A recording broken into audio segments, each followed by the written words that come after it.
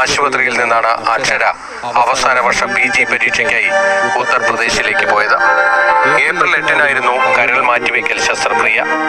അജിതന്റെ ആരോഗ്യനില വഷളായപ്പോൾ പരീക്ഷ എഴുതാൻ കഴിയില്ലെന്നായിരുന്നു അക്ഷര കരുതിയിരുന്നത്.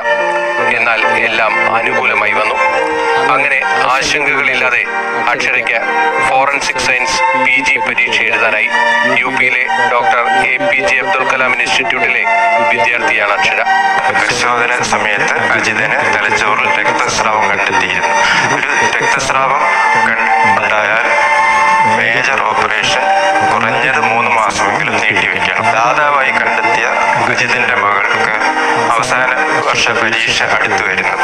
അതുകൊണ്ട് കുട്ടി ഒരു മേജർ ഓപ്പറേഷന് തയ്യാറായാൽ പരീക്ഷ മുടങ്ങാനുള്ള സാധ്യതയുണ്ട്. ഈ രണ്ടും പരിഗണിച്ച് കുട്ടിയുടെ നിശ്ചയദാർഢ്യം കൊണ്ടും പരീക്ഷ എഴുതുന്നതിനേക്കാൾ പ്രധാനം അച്ഛൻ്റെ ജീവൻ രക്ഷിക്കും.